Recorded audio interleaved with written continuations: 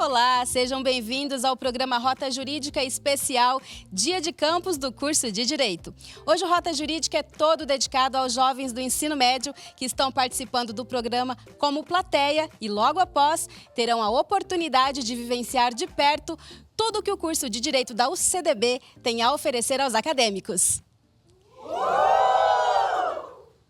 Agora eu converso com a professora Nabia Maksud, que abordará legislação e comportamentos relacionados ao combate à violência doméstica. Professora, muito obrigada pela sua participação no programa hoje. Boa tarde, eu que agradeço, estou muito feliz de estar aqui com vocês. Professora, primeiramente, a gente está no mês de agosto, que é um mês de conscientização à violência doméstica. O que isso traz, né? O que a gente pode falar sobre esse tipo de campanha e de conscientização para as pessoas em relação à violência contra a mulher? Bom, é importante salientar que eu sou professora da UCDB, né? Sou professora do curso de Direito, das áreas de Direito Penal e Processo Penal. E nós temos aqui um núcleo de prática jurídica. E esse núcleo, esse mês, e é importante a gente iniciar a fala, né, esclarecendo isso, esse mês o núcleo participou como assistente de acusação num tribunal do júri, onde uma mulher foi brutalmente assassinada pelo seu marido. Então, o Núcleo de Prática Jurídica, juntamente com todas as entidades de combate à violência doméstica, fez esse exercício agora da acusação. Então, nós, advogados, podemos acusar, e o Núcleo de Prática Jurídica, juntamente com todos os acadêmicos de direito, né, nós participamos efetivamente, intensamente, desse júri. Então, quando a gente fala em Agosto Lilás, nós falamos em combate à violência contra a mulher. Não só a violência doméstica, que é o que mais a gente vê, né? Mas todos os tipos de violência contra a mulher, principalmente o feminicídio, que é, infelizmente, o que está ganhando as estatísticas aí do Brasil. Professora, teve uma pesquisa que saiu em março desse ano falando que 20% das mulheres não conhecem a Lei Maria da Penha. Isso influencia para que elas não denunciem os seus parceiros? Sim, a Lei Maria da Penha, ela completou 18 anos, né? Então, nós estamos falando com jovens que também estão nessa idade. Então, é contemporâneo a Lei Maria da Penha aos nossos jovens. Mas, infelizmente, o que acontece é que muitas mulheres sabem da existência da lei, mas ainda não conseguiram alcançar a magnitude dela, a importância dessa lei, né? Campo Grande, nós temos a Casa da Mulher Brasileira, infelizmente não é um ponto a se comemorar. A Casa da Mulher Brasileira, aqui na capital do Mato Grosso do Sul, Campo Grande, ela foi instalada em primeiro lugar por conta do número de violência no Mato Grosso do Sul, pouca gente sabe disso. E nós precisamos, sim, falar sobre violência doméstica e falar para essas 20% dessas mulheres. A Lei Maria da Penha foi criada para você. Você não pode permitir a violência. Então, falar para essa mulher, explicar para ela que ela não tenha medo de ser julgada pela sociedade, porque, infelizmente, muitas são. Professora, e qual que é o papel da sociedade em tudo isso? A sociedade, e somos todos nós, né? É conversar com essa mulher, é acolher, né? É escutar. É importante a gente entender que existem várias formas de violência. Nós temos a violência patrimonial, nós temos a violência psicológica, moral, sexual, nós temos a violência física, que essa é a que mais a gente consegue enxergar, né? Porque ela vai formar aí o roxo no rosto, uma lesão nos braços, né? Um corte ou até, infelizmente, a morte dessa mulher. Então, o que a sociedade tem que fazer? Primeiro, é não julgar. É preciso que se encerre o discurso de que mulher gosta de estar naquele ambiente de violência. Aquela frase, né? Mulher gosta de apanhar. Ela gosta de apanhar. Não, não gosta. Nenhuma mulher gosta de apanhar, nenhuma mulher gosta de ser xingada, de ser humilhada, de ser desvalorizada. Só que, por vezes, ela não sabe que ela está sofrendo uma violência.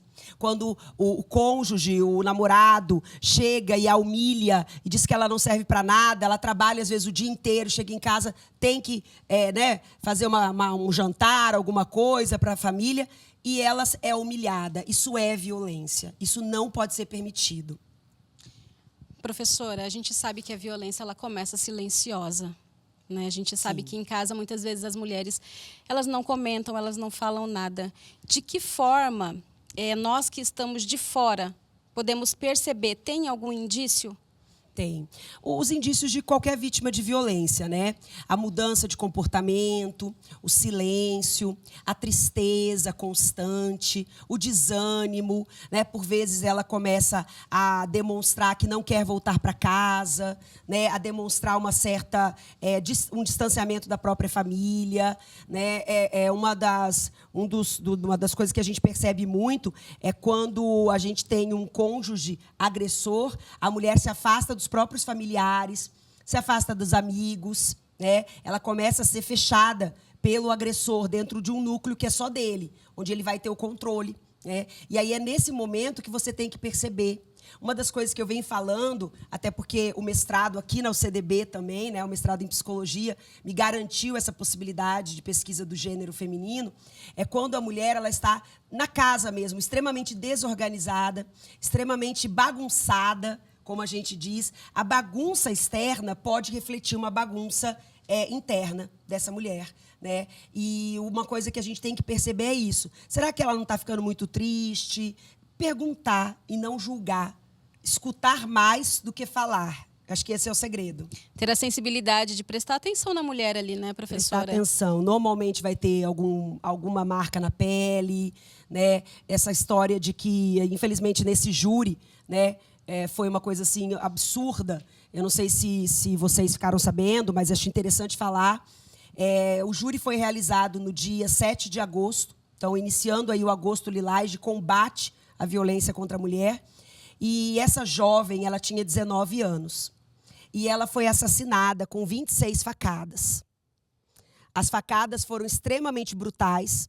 Ele foi processado com 4 qualificadoras, assim que a gente fala, né?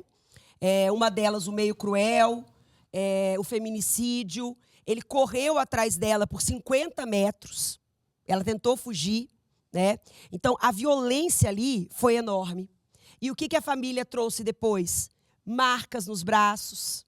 Ela não podia mais visitar a família. Ela não tinha mais amizade. Ela estava isolada completamente. Infelizmente, até desaguar nesse feminicídio, onde eu me sinto privilegiada de ter representado ao CDB, ao lado do Ministério Público, né, para fazer justiça e conseguir ajudar na acusação desse homem. Professora, aqui a gente tem o núcleo de práticas jurídicas, como a senhora falou, no Prajur. As pessoas elas podem vir aqui também pedir uma ajuda? Como que funciona? Como que o NuPrajur dá esse suporte para a sociedade? Olha, o NuPrajur ele é um órgão que trata da área criminal e da área civil. Ele atende toda a comunidade de Campo Grande, né? A comunidade carente, que não tem condição de constituir um advogado particular. Nós temos o serviço social, então se você tem interesse, se a pessoa tem interesse em ter uma orientação jurídica, ela procura o núcleo de prática jurídica que fica no bloco das clínicas. Lá ela vai para o serviço social, vai fazer uma entrevista prévia e depois ela será direcionada, né, para um dos professores que fazem toda a orientação jurídica juntamente com seus alunos. Então a gente, aí eu vou falar da minha área, né, da área criminal, nós atendemos todo tipo de crime. Tanto, aí sim, da parte do réu, quanto da parte da vítima. E já que a gente está falando da mulher, o núcleo atuou dessa vez, primeira vez, né, inédito, o núcleo de prática jurídica atuando como assistente de acusação num tribunal do júri. Mas nós atuamos também como assistente de acusação em outros casos de violência doméstica. Sabe por quê? Tem muita gente que não sabe. Mas a Lei Maria da Penha trouxe um direito. Ou seja, toda mulher vítima de violência doméstica tem direito de ter um advogado ao seu lado. Então, o núcleo está aí para isso. É só procurar, todos os professores, advogados estão preparados para atuar com firmeza e com competência. Teria também um apoio psicológico, professora? Olha, o núcleo de prática jurídica ele pode encaminhar, né, para o setor de psicologia, aqui também das clínicas da UCDB. Aí a gente vai verificar lá quais são os requisitos. Mas é importante a gente falar que aqui, qualquer pessoa da comunidade que não tenha condição pode procurar o núcleo de prática jurídica, vai ter assistência criminal, assistência cível, e nós temos, normalmente, a cada sexta-feira, de 15 em 15 dias, nós temos os mutirões, né, onde a gente faz casamento, o reconhecimento de união estável, faz a parte de reconhecimento de filhos, paternidade, né, os acadêmicos participam intensamente. E nós temos os nossos ônibus itinerantes que estão também pela cidade aí, que podem dar esse suporte. E nessa parte do mutirão e também no Nuprajur, eu quero frisar bastante o Nuprajur, porque a gente está com os alunos do ensino médio aqui e eles vão estar na nossa universidade, né, se assim eles decidirem. E eu queria que a senhora me explicasse, então, essa parte do mutirão e também da parte do Nuprajur, os acadêmicos, eles fazem parte também? Sim, os acadêmicos, na verdade, eles que fazem tudo, né? Então, o atendimento é direcionado para o acadêmico ele é treinado, né? O núcleo de prática jurídica da área criminal, ele começa no 7º semestre, que equivale ao 4º ano. Então, o acadêmico, ele já tem toda a base de direito penal e processo penal. Então, ele faz o atendimento, ele faz a análise jurídica, ele tem que entregar a petição para o professor vai corrigir, vai entregar para o advogado. Eles devem, por vezes, acompanhar as audiências também, né? Nós já tivemos situações assim que o acadêmico liderou completamente a audiência ao lado do advogado, né? E ele sabia até mais, né? E quem cria a tese de defesa? O acadêmico. Quem criou todo, por exemplo, esse júri? Esse júri foi uma dedicação intensa de emocionar, né, qualquer professora, porque os alunos se debruçaram em cima dos laudos periciais, se debruçaram em cima das provas, né? Lá no dia do júri, alunos me ajudavam a conversar com a família da vítima, a explicar os direitos que a família tinha, né? A vítima, infelizmente, faleceu, mas a família continua tendo os direitos. Então, assim, os acadêmicos, sem eles, a gente não faz, né? Então, é com eles. Quando que começa essa parte da pessoa diminuir a outra? Porque eu vejo muito isso. A pessoa começa a namorar e ela começa a ter... como que eu vou dizer? Ela começa a falar do corpo, ela começa a denegrir a imagem do parceiro. Quando que a menina, ela tem que ter esse feeling de perceber que isso está errado? É uma linguagem que a gente fala muito com os jovens, né? Então, nós estamos numa universidade católica, salesiana, onde os jovens estão o tempo todo ligados a gente. Eles procuram, eles conversam. Então, o que a gente fala para o jovem? Seja homem, seja mulher. Busquem relacionamentos saudáveis. O relacionamento com ciúme excessivo, o relacionamento com dominação, o relacionamento com controle não é saudável. Qualquer relacionamento sem diálogo também não é saudável. E a gente gosta de dizer isso porque você, menina, né, e menino, vocês não serão os primeiros e não serão os últimos a terem relacionamentos não saudáveis, ou como a gente fala, relacionamentos tóxicos. Então, o que é ideal? Segurou no seu braço? Epa, tem que acender a luz amarela. Como assim segurar no teu braço? Como assim não deixar você conversar com um amigo, com uma amiga? Como assim ter que fiscalizar o que está no seu celular? O celular é propriedade privada. Essa história de que não, o meu namorado, todo final do dia, ele tem que olhar o meu celular para saber com quem eu falei. Ou eu tenho que olhar o celular do meu namorado para saber com quem ele falou. Não é saudável. E, infelizmente, por vezes, você começa um relacionamento, óbvio, querendo ser saudável, querendo amar, ser amado, mas pode ser que aquele conjunto, aquela dupla, não combina. Então, a melhor coisa é acender o alerta e sempre conversar com alguém. Uma amiga, a mãe, o pai, o professor, porque tem sinais. Violência, segurar no braço, controle, ciúme. Ah, você não vai usar essa roupa. Nossa, como você está gorda. Né? Nossa, eu não gosto do seu cabelo assim, eu gosto que você faça um alisamento, eu gosto que você faça uma escova, ou você gosta de fazer escova, não, você tem que fazer tal cabelo. Né? E eu falo isso porque não existe sequer um ser humano que, acho que até, que já tem aí 30 anos, vamos colocar os 30 anos aí para não falar a idade, né? Que não tenha passado por algum relacionamento tóxico. Então, sabendo identificar, procurem ajuda. Não tenham medo. E não tenham medo de dizer, eu ainda amo, eu gosto, mas não sou feliz. Isso é muito importante. A senhora deve ver muitos casos como este. O que leva uma pessoa a passar por isso e não denunciar, na sua opinião, professora? Existem várias situações diferentes. Quando a gente lida com uma mulher, né, casada, que vive em união estável, que tem filhos, existe muito a questão econômica. Tem muita gente que fala que ainda não existe mais. Existe. Né? Porque a questão econômica ela influencia, inclusive, os outros professores de outras áreas podem dizer, até na decisão de divórcio, porque o patrimônio vai ser dividido por 2. Né? Então, a questão econômica ainda influencia. Quando existem filhos, muitas vezes a mulher não quer denunciar, porque ela imagina que o pai dos filhos vai ser preso, porque o pai dos filhos vai usar uma tornozeleira. Então, é aquela coisa, eu preciso proteger a imagem deste homem para os meus filhos. E aí ela acaba ficando com dó e não faz. Agora, já outras situações que tira econômica, tira a questão dos filhos, quando são mulheres mais jovens, é a dependência emocional. É incrível como as mulheres vítimas de violência não conseguem enxergar que aquele parceiro faz mal, que aquele parceiro não traz felicidade. Né? As relações, o beijo pode ser bom, a relação sexual pode ser agradável, mas não traz ali a felicidade. Né? E a felicidade ela é né? Ela não é una. Então, é muito importante a gente entender isso. Né? As meninas, principalmente as mais jovens, e os meninos também, né? Tem que entender que se você tiver um relacionamento tóxico, tem que identificar e sair imediatamente. A dependência emocional é a mais difícil de quebrar. Com certeza.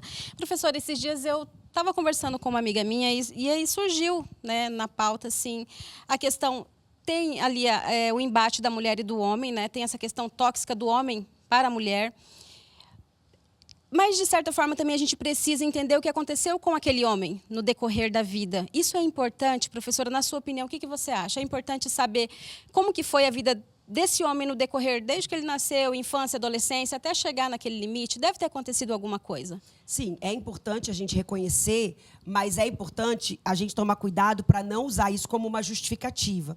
Então, hoje, tem algumas situações, alguns projetos do governo que, em vez de você trabalhar com encarceramento, presídio, o que você faz? Você pega aquele grupo de homens e trabalha com eles de maneira terapêutica. Eles vão aprender a entender os direitos das mulheres, eles vão aprender a ver a parceira como um outro ser no mesmo nível e não um nível abaixo. Né?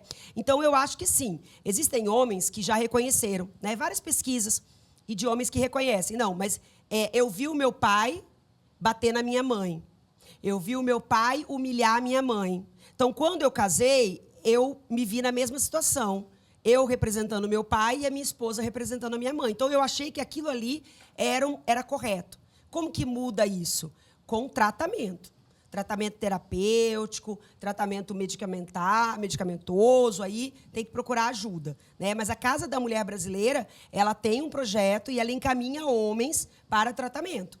O homem dessa geração agora, por exemplo, desses jovens que a gente está conversando, dos nossos acadêmicos, que eles já têm mais sensibilidade.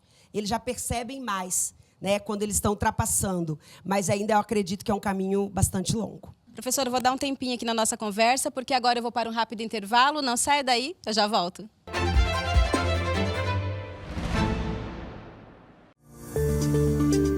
A indústria da moda é a segunda maior poluente do mundo. São consumidos 3.900 litros de água para a fabricação de apenas uma camiseta de algodão. Para um jeans, 3.781 durante toda a sua vida útil. Qual o destino daquela peça de roupa velha no fundo do armário? O que não serve para você pode servir a outras pessoas.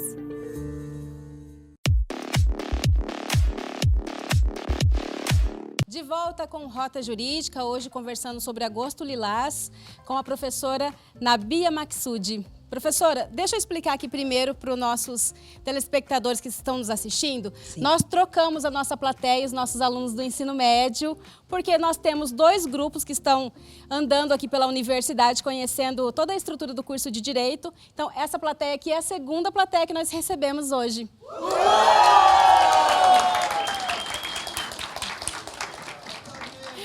São animados, né, professora? São animados. É importante essa animação dos jovens, né? Sim, essa animação é o que, na verdade, faz com que a gente ame a docência. Professora, tá, vamos voltar então aqui a falar sobre o Agosto Lilás. Quais são, professora, as principais medidas protetivas previstas na legislação para as mulheres? O Agosto Lilás, ele é importante. Então, todo mês do agosto, a gente tem uma conscientização. Todo mundo se une, né, para poder combater essa violência.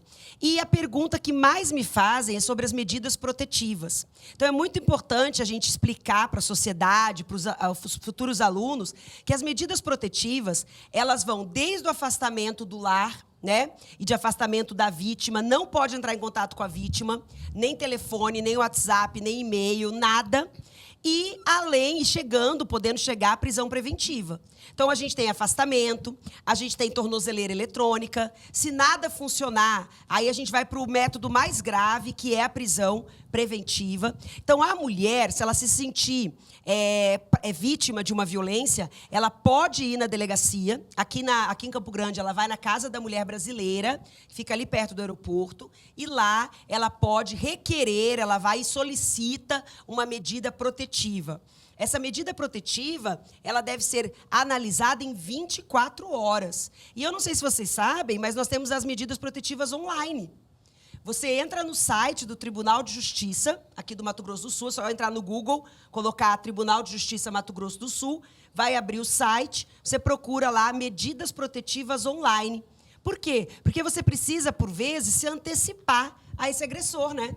Para que esse agressor não chegue mais perto de você. Aí, se você conseguir o afastamento, ele vai sair da casa, você fica no lar com seus filhos, né? Então, a medida protetiva ela é muito importante. E existe uma estatística que as mulheres vítimas de feminicídio não pediram medida protetiva. Né? É ao contrário do que muita gente pensa. As mulheres que acabaram morrendo foi porque não procuraram a medida protetiva. Porque as que procuram, na maioria das vezes, 90% dos casos, conseguem se livrar do agressor. Na sua opinião, essa questão delas não procurarem essa medida protetiva pode ter sido o que causou né, o ceifamento da vida delas? Porque, por exemplo, se elas tivessem procurado, elas teriam esse apoio, elas conseguiriam, de certa forma, fazer com que isso não acontecesse? Não fosse... Sim, a violência é gradativa. Né? Então, a violência ela nunca vai começar com uma facada. Né? A violência doméstica nunca vai começar com uma facada, ela nunca vai começar com um soco. Ela vai começar com um xingamento, ela vai começar com uma humilhação, ela vai começar com aquele controle moral, né? Então, se a mulher percebe, né, como a gente falou, vai empurrar, às vezes vai puxar o cabelo, vai quebrar alguma coisa dela, vai quebrar um salto, vai rasgar uma roupa. Então, isso já é violência, né? Tudo isso já é violência. Se ela pede a medida protetiva, ela garante que essa gradatividade da violência seja interrompida. Né? Então, é muito importante para que você não chegue no último ato, né, que é a morte. Você comentou das tornozeleiras, professora. Vamos ser assim bem realistas. Na sua opinião, elas funcionam? Porque a gente vê muitas pessoas com tornozeleiras andando. Então, assim, às vezes a gente mesmo se pergunta, né? Sim. Será que funciona mesmo essas tornozeleiras? Qual que é a sua opinião? Olha, a minha opinião é que funciona. Funciona, e eu falo muito para os alunos do curso de Direito, na área de processo penal, que a tornozeleira ela é incômoda. Então, o agressor, o que acontece? A tornozeleira tem vários tipos de tornozeleira, né? A tornozeleira, ela, no caso de violência doméstica, ela fica com raio de exclusão da casa, por exemplo, da mulher, e do trabalho da mulher. Se ele chega perto da casa, ou se ele chega perto do trabalho dela, a tornozeleira começa a pitar. Imediatamente, a central de monitoramento eletrônico acusa e chama a patrulha. Né? Chama a patrulha Maria da Penha. Então, funciona. Agora, infelizmente, se o sujeito é extremamente violento, se ele é extremamente criminoso, aí não há nada que segure ele, e ele pode, sim, matar, mesmo com tornozeleira. Às vezes fica 90 dias preso lá no presídio, quando sair vai matar. Mas ela ajuda sim, ela ajuda sim. As mulheres não podem ter medo. Né? Mas é pai do meu filho. Como que o pai do meu filho vai ficar usando uma tornozeleira? Problema dele, não é? Quem mandou ele bater em você? Né? Você está sofrendo ameaça, você está insegura. Então, ele que aguente as agruras aí da tornozeleira. Né? A gente tem que ser firme, você tem que passar essa firmeza para as mulheres. E como que as mulheres elas são informadas e acompanhadas quando elas vão até a delegacia, elas prestam queixa. A partir dali, como que flui esse processo, professora? Ótima pergunta. Eu estou até vendo que os alunos estão me olhando aqui, querendo perguntar coisas, né? Vamos ver se a gente mata a curiosidade deles. Toda mulher, quando ela vai na delegacia, e é importante a gente entender que em Campo Grande a gente tem a Casa da Mulher Brasileira, mas em outras comarcas, né, em outras cidades do interior, a gente também tem delegacias especializadas. Vai lá, registra o boletim de ocorrência, conta tudo o que aconteceu, vão perguntar se você quer medida protetiva, peça protetiva, aí dali começa uma investigação. Começa um inquérito policial, onde vai se investigar o que aconteceu com aquela mulher. A investigação ela é rápida, né, porque, infelizmente, nem sempre tem muita prova, né, porque não tem muita testemunha, e vai para o fórum, e lá no fórum o Ministério Público vai decidir se vai processar ou não aquele acusado. Entendi. Bom, deixa eu ver se a nossa plateia aqui tem alguma pergunta. Alguém deseja fazer pergunta? Eu vou até você. Espera só um pouquinho. Bom, com licença, eu queria saber como que a justiça reage em 2 casos, principalmente. Porque, igual a senhora falou, o feminicídio começa principalmente na parte moral, ou seja, na violência moral contra a mulher. Nesses casos, é muito comum que seja cônjuges e pais que estão tendo o domínio, vamos supor, às vezes, da situação perante a pessoa. Vamos dizer assim. Nesses casos, às vezes, em muitas situações, por exemplo, que eu conheço até de conhecidos, a pessoa sofre uma agressão financeira. Como eu posso dizer? Como se fosse, por exemplo, o pai da pessoa e fosse patrimonial, né? Patrimonial. Ele provê tudo que a pessoa dá. Ou muitas das vezes, mulheres se encontram em situações onde o marido provê o dinheiro da casa, muitas das vezes, e faz a compra, e muitas dessas mulheres podem não se sentir à vontade de ir contra essa pessoa, justamente porque a partir do momento que ela ir contra a pessoa que for prover tudo para ela acaba pensando que vai ficar sem nada. Como que a justiça poderia amparar isso? E mais uma coisa. Nos casos de cônjuge, tem muito costume de já terem filhos, às vezes já tem até uma guarda compartilhada, porque às vezes tomam algumas providências em relação a isso, e já são separados, mas ainda assim acontece aquela violência moral que pode evoluir para um feminicídio. Como que a pessoa conseguiria conciliar a conversa com o pai da criança, que ainda assim, pela lei, seria o pai dela, ao mesmo tempo que ele é um agressor, que muitas das vezes pode desencadear algum transtorno mental, algumas doenças na própria pessoa. Gente, uau, né? Como que é seu nome? Uau. Samuel. O Samuel vai vir estudar aqui, professora. Vai vir, Samuel, estou te esperando, tá? Na minha sala. Bom, Samuel, suas perguntas foram importantíssimas. A primeira pergunta, Samuel quis dizer o seguinte: eu sou vítima de violência e a pessoa que pratica violência contra mim provê o meu sustento. Né? Então, ela que faz a compra da casa, ela que paga a água, a luz. Como que eu vou denunciar se eu preciso da pessoa trabalhando, eu preciso que a pessoa continue me sustentando? O que acontece? A questão econômica, Samuel, ela é das mais difíceis de quebrar a violência doméstica. Exatamente por isso. Ainda tem muitas mulheres que trabalham em casa, né? E trabalhar em casa é muito pesado. E elas são sustentadas por seus cônjuges. E ele pratica violência. Então, sim, a questão econômica é um entrave, né, para que essas mulheres consigam se livrar dessa violência. A Casa da Mulher Brasileira ela tem um projeto onde essas mulheres que não têm emprego, não têm renda, elas são encaminhadas para cursos técnicos. Então, elas podem fazer curso técnico, elas podem serem direcionadas para um emprego, né? Até para ficar mais fácil essa questão do sustento. Mas aí, paralelo à área criminal, e aí a gente fala também aqui da nossa universidade, paralelo à área criminal, a gente tem a área civil, onde imediatamente você pode entrar com um pedido de pensão alimentícia, né? Onde ela vai receber ali uma pensão, alimentos, que a gente chama de provisórios, tá? Então, existe sim essa possibilidade. E a outra pergunta...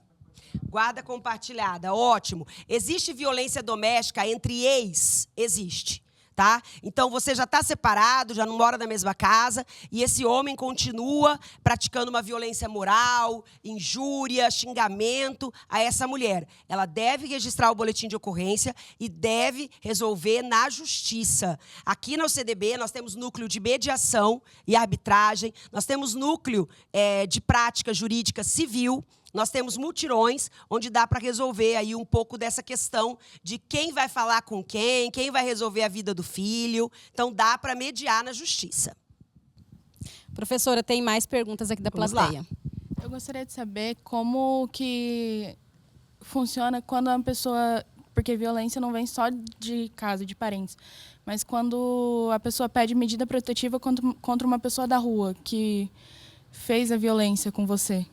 Como que isso é explicado? Sim.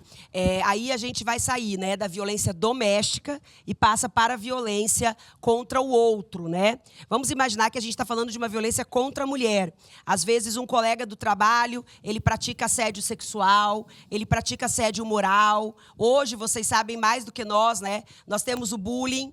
Não sei se vocês conhecem, mas a gente tem o cyberbullying, que é o bullying praticado por meio das redes, né, sociais e computadores. Então, existe medida protetiva para pessoas que não tem nada a ver com violência doméstica? Existe, tá? Nós chamamos de medidas cautelares. Então, se você se sente ameaçada, assediada ou sofreu algum tipo de violência de uma pessoa qualquer, pode ser uma mulher, pode ser um homem, você deve procurar também uma delegacia, né? Pode ir até na delegacia da mulher, mas você deve procurar uma delegacia, registrar a ocorrência e pedir a medida de afastamento, a medida cautelar. Agora, é o que nós falamos aqui no curso de Direito, né? Gente, a presença do advogado, seja ao lado da vítima, seja ao lado do acusado, é essencial para que o direito seja bem exercido. Então, nunca digam assim, vai lá na delegacia, será que eu preciso de um advogado? E você fala, não, para que advogado? Jamais. O advogado, a gente fala, ele é essencial para que a justiça exista, seja ao lado de quem for, né? Eu tenho certeza que uma vítima vai se sentir muito mais amparada com o advogado do lado, né? Orientando, contando o que vai acontecer, o que ela pode fazer, o que ela não pode, né? Então, por isso o curso de Direito é tão amplo, com tantas matérias, tantos estágios obrigatórios, né? Vocês vão conhecer o curso de Direito, a gente tem muitas matérias, nós temos estágio criminal, estágio cível, nós temos prática criminal, prática cível, né? Mutirões, nós temos nossos ônibus itinerantes, então é muita coisa, dá para aprender bastante. Professora, a senhora acabou de falar que é muita coisa no curso de Direito. Os alunos estão passeando aqui na universidade, conhecendo o curso, mas é um dia, é pouco tempo. Eles podem vir outro dia, individualmente? Podem sim. Aqui no bloco A, a gente tem as salas da graduação, né? Lá no bloco das clínicas, vocês têm o núcleo de prática jurídica, que vocês podem conhecer. Nós temos as nossas redes sociais, né? Instagram, TikTok, nós temos o site. E venham visitar o CDB. A nossa biblioteca é maravilhosa, super acolhedora, né? Vocês vão assistir agora um júri simulado, que vocês vão adorar, vocês vão sentir a energia, né? E o que a gente fala?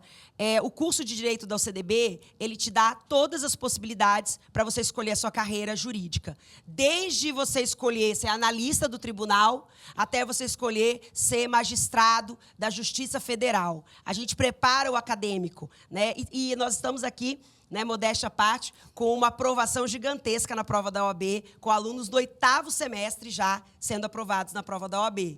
Que tem que fazer, né? Com certeza. E não é porque eu sou da UCDB, não, mas a UCDB é melhor, viu, gente? Só para vocês saberem. É isso aí. Eu também sou egressa daqui. Sou egressa daqui da UCDB e é um orgulho muito grande voltar como docente. Por isso que a gente, né, nosso marketing, a gente tem Além do Amanhã, né? Eu sou de ontem e vocês são do Além do Amanhã. Então é muito bonito esperar vocês aqui. Estou muito feliz. Na verdade, aqui praticamente, aqui a gente está no estúdio de comunicação da UCDB. Todo mundo aqui que trabalha aqui é egresso, foi estagiário, é contratado, então o CDB é top, viu, gente? Só para vocês saberem. Isso aí. Professora, muito obrigada pela sua participação aqui no programa, adorei a conversa. Eu que agradeço, gente, adorei. E venham nos visitar, não espere ingressar na faculdade como bacharel. Venham nos visitar. Obrigada mais uma vez, professora. Obrigada. Bom, antes de encerrar, obrigada, pessoal, pela participação de vocês.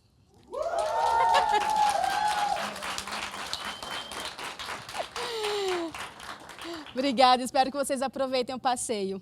Bom, até o próximo programa. Até mais. Tchau, tchau.